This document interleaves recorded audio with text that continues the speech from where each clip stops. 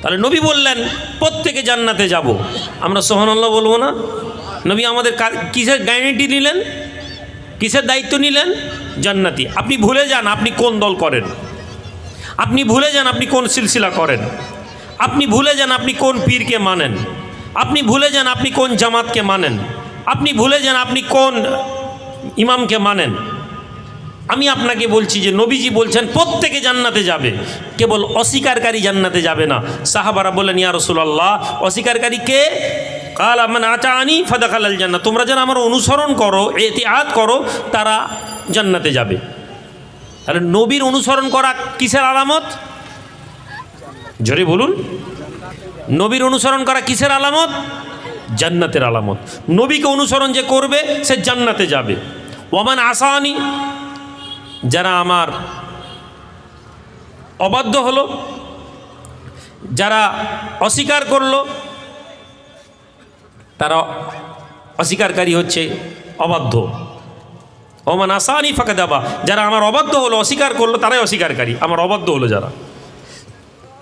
তাহলে নবীর অনুসরণ করা জান্নাতের আলামত। নবীর কথাকে অমান্য করা জাহান্নামী।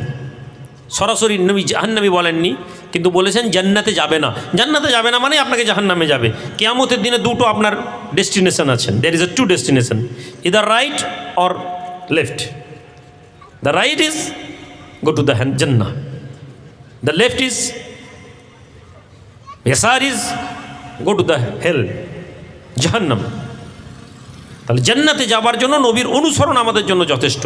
তাহলে আমরা শুধু কোরআন অনুসরণ করব এই কথা বললে যেমন আমরা কামিয়াব হব না। রাসূলুল্লাহর অনুসরণ করার মাধ্যমে আমরা জান্নাতে পাবো।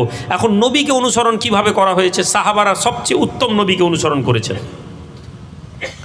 আল্লাহ নবী জীবিত অবস্থায় রাসূলুল্লাহকে অনুসরণ করেছেন সাহাবারা। কিন্তু সাহাবাদের নবীর অনুসরণ করার পদ্ধতি কি এক ছিল? সব সাহাবী কি একইভাবে নবীকে অনুসরণ করেছেন? না, করেননি। হাদিসের কিতাব দেখলে, হাদিসের গ্রন্থ দেখলে ইখতিলাফ আছে।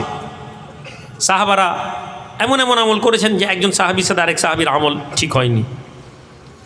একজন লোক কোরআনুল কারীম এমনভাবে পড়ছেন, এমনভাবে কোরআন পড়ছেন যে একজন সাহাবীর মনে হচ্ছে এই কোরআনটা ঠিক পড়া হয়নি।